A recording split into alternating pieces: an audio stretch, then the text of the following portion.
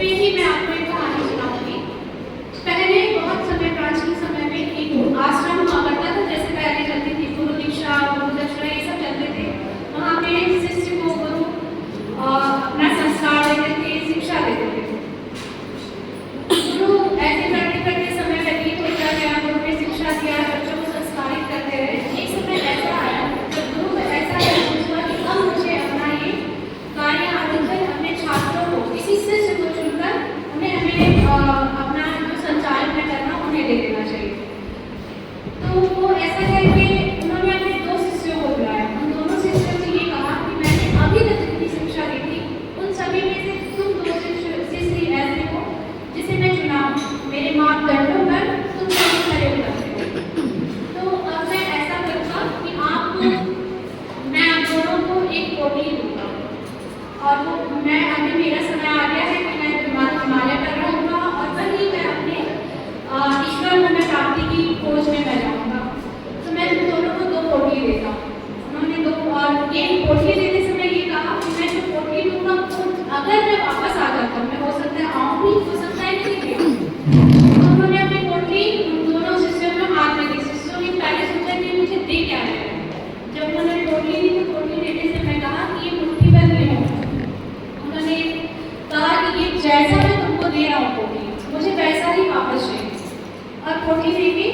और उन्होंने कहा जो मुझे वैसे ही पोटी वापस करेगा मेरे आश्रम का संचालक वही रहेगा। दोनों शिष्य ने देखा एक दूसरे को, फिर नित्य की तरह वो अपने काम में आगे बढ़ गए। दैनिक क्रिया उनकी प्रारंभ हो गई। तो जो पहला शिष्य था जिसके हाथ में पोटली आई, वो गुरु का बहुत भक्त था। वो उसने क्या किया, वो पोटली लिया, पोटली ले जाकर अपने भगवान के स्थान में रख दिया और बहुत पूजा करने लगा। पूजा पाठ एकदम गुरु उसका पूजा करता नित्य करता। दूसरा जो था, दूसरे ने उस गेहूं को तुरंत उठाया, पोटली खोला, हाथ में गेहूं ली, आश्रम के पीछे जो खेत था वहाँ गया और वहाँ छीन लिया। अब समय व्यतीत होता गया, सब कुछ ऐसे ही चलता रहा। गुरु जी वापस आए बहुत टाइम बाद। जब बहुत समय बाद गुरु जी वापस आए तो उन्होंने अपने शिष्यों से कहा कि जो मैंने तुम्हें पोटली दिया था वो पोटली अब मुझे वापस। पहला शिष्य दौड़ते हुए गया और अपने मंदिर से उस पोटली को खोला और उस पोटली को खोल के उसने अपने मुख को गया। उन्होंने जब पोटली खोला तो वो जो गेहूं को पूरी तरीके से अधिकांशतः मतलब सड़ चुका था।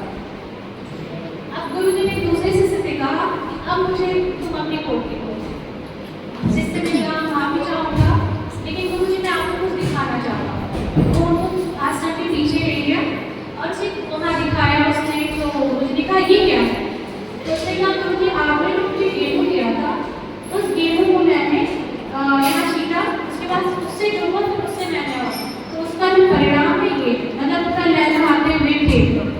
फिर गुरु ने दोनों शिष्यों को अपने पास बैठाया, दोनों से कहा अब आपको समझ में आया ज्ञान का महत्व क्या होता है। उन्होंने ये कहा तुम दोनों ही श्रेष्ठ हो, तुम दोनों ने ही मेरी बात मानी, लेकिन ज्ञान, असली ज्ञान क्या होता है? जो ज्ञान आपके पास है आप उसको विस्तार करिए। अगर आप उस गेहूं के समान उसको बंद करके रख देते हैं तो वो सड़ जाएगा, उस ज्ञान का वो ज्ञान महत्वहीन है। और मेरे दूसरे छात्र ने जो किया उस ज्ञान का विस्तार किया, उस गेहूं टुकड़ी को ज्ञान उसने छीटा और उस ज्ञान का विस्तार किया। तो इस कहानी से हमें ये शिक्षा मिलती है कि हमारे गुरु